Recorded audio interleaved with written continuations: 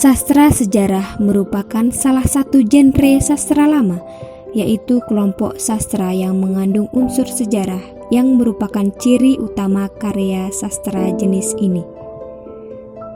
Jenis sastra sejarah ada babat dan hikayat. Pada video kali ini akan disampaikan sejarah hikayat Raja-Raja Pasai.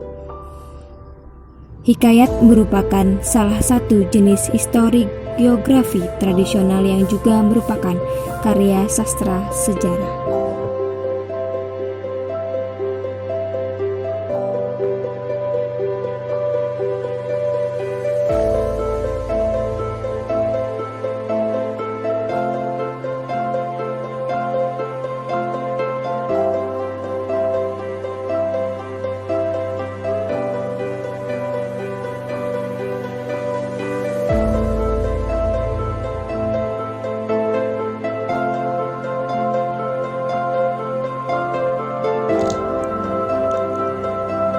Hikayat Raja-Raja Pasai adalah salah satu sastra sejarah tertua.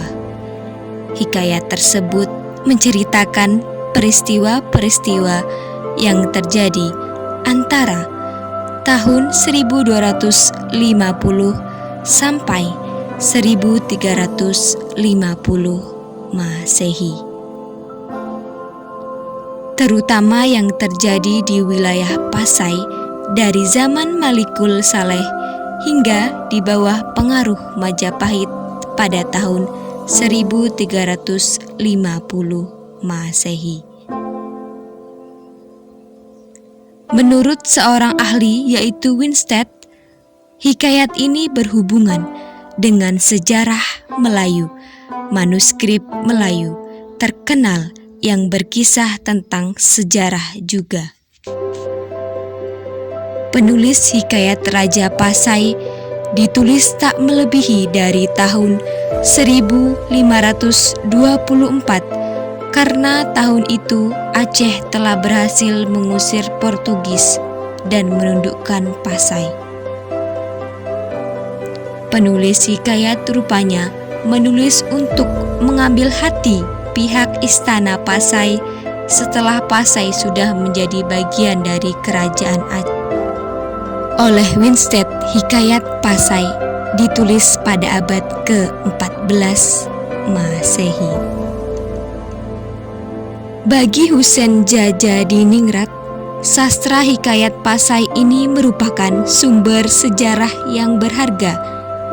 Tanpa adanya sumber tulisan ini, kita tak mengenal urutan silsilah dan tokoh-tokoh Raja Pasai. Misalnya Malikul Saleh yang hanya meninggalkan bukti arkeologis berupa batu nisannya di samudera. Tentu kita tak mengenal siapa dia apabila tanpa hikayat ini. Malikul Saleh adalah tokoh sejarah. Ia merupakan Raja Pasai yang pertama memeluk agama Islam. Batu nisannya diimpor dari Cambay adalah suatu bukti yang nyata. Dalam hikayat Pasai, Raja-Raja Pasai dikatakan berasal dari keturunan seorang anak yang dipelihara oleh gajah dengan putri betung. Dalam hikayat Aceh, Raja-Raja Aceh adalah keturunan dari seorang yang kawin dengan putri buluh, anak perempuan yang keluar dari buluh. Hikayat Pasai ditulis dalam bahasa Melayu Malaka berhuruf Jawi atau Arab Melayu. Bahasa dalam hikayat ini mengandung bahasa dalam yaitu suatu ragam bahasa Melayu klasik yang hanya digunakan dalam istana.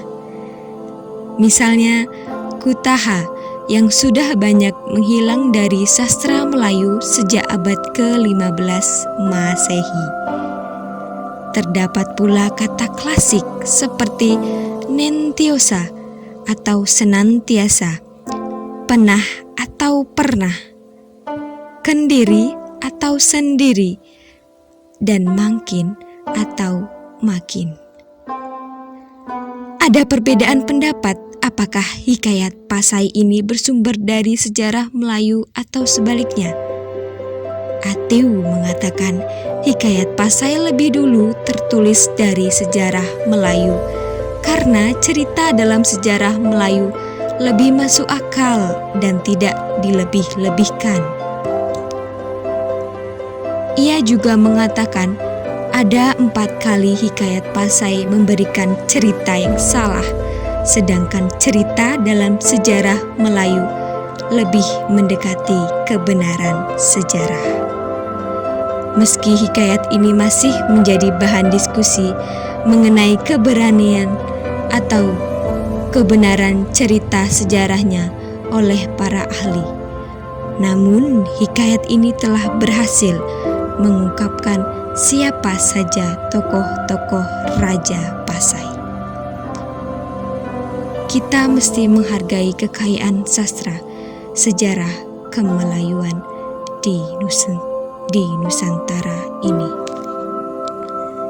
Inilah kisah hikayat Raja-Raja Pasai, sastra sejarah.